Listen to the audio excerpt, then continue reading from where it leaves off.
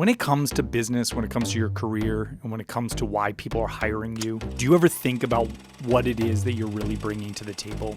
I want to talk about something today that I think is genuinely the most important thing a creative person has, a creative company has, frankly. And I think it's also the one thing that is most at risk, especially when you do lots of client work. And that's your taste.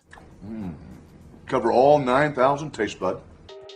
What is taste? Well, taste is the things that make you you, right? It's what you like. It's what you see. It's the way you look at the world and objects around you and subjects. That specific, particular, irreplaceable point of view that you've developed over the years of watching things and making things and caring and, what looks good. That is what people are actually paying for when they hire you.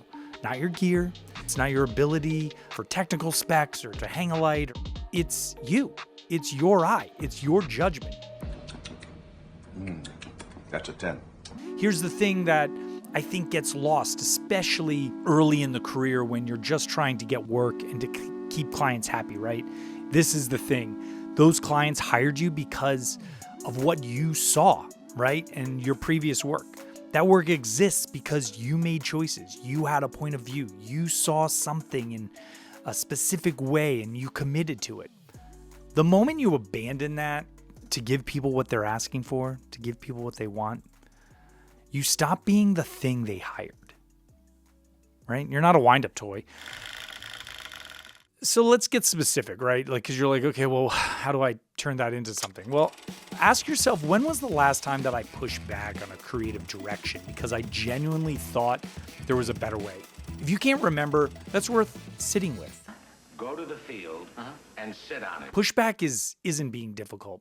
Pushback done well is how great work gets made. A little bit of conflict, a little bit of pushback to keep your taste is important.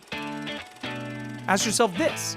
Do I actually know what my taste is? Can I articulate it? It's okay that you can't. But maybe try this. Make a list of 10 pieces of work, films, photos, ads, whatever, that you think are genuinely great. Then ask yourself what they have in common. What keeps showing up? That through line, that's probably getting close to what your taste is. Be able to talk about it. Ask yourself, am I making time to keep my eye sharp? Because taste isn't static. Taste grows, taste builds. As you consume more media, as you watch other people's work, you start taking and pulling inspiration, combining, morphing, molding. Your taste is ever evolving, and that viewpoint on the world is the thing that is important. Ask yourself, are you taking jobs that are asking you to ignore your instinct? I think that's a really important one. The thing is, with client work, there inherently comes a loss of control, right? If you truly want to stick to your taste, to the things that you do well, client work is going to challenge that.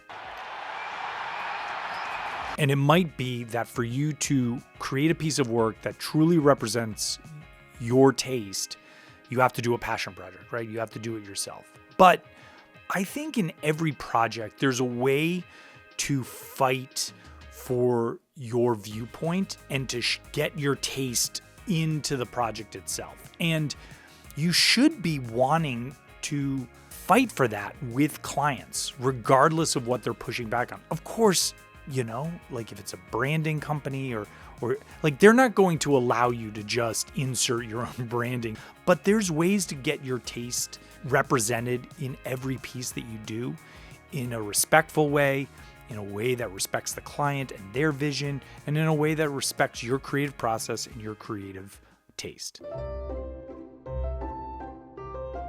This is the work, right? This is the thing to fight for. Because here's what's at risk. The easy route is to just do whatever people ask, to compromise your vision, to compromise your goal, to compromise yourself or your taste, to just finish the project. But I would argue that, like I said in the beginning, that's not what they hired you for. They saw something in the work that you represented on your website, on your social media pages, and the work that you put out that spoke to them, and that is what they're expecting you to bring. Protecting your taste is the work, and doubling down on that and investing in growing your taste and honing it. And if they don't know what they're looking at, that's okay. As long as you're protecting it and you are guiding them in a way that protects their best interests and your best interests, that's when I think magic happens. And that's when I think you also keep people coming back. As a production company, we work on this every day. And some battles we lose and some battles we win. And sometimes we create pieces that perfectly represent what we love to see in film and in production and in branded content. And sometimes we don't win out and we have to sacrifice.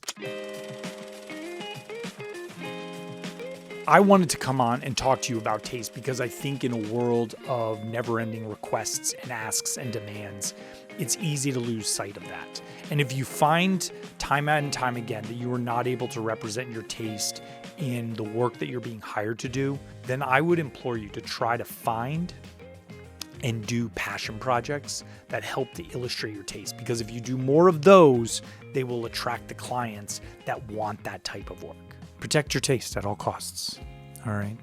If you find this helpful, give us a like down below, subscribe to our channel, leave us a comment. I want to hear what kind of things do you do to make sure that you are showing up in the work that you create, and how do you protect your taste? And reach out. If you have questions, if you want us to talk about a specific topic or answer some questions, we'd love to hear from you. Go out there, create something cool. Thanks, guys. That's production, baby. That's the way production goes.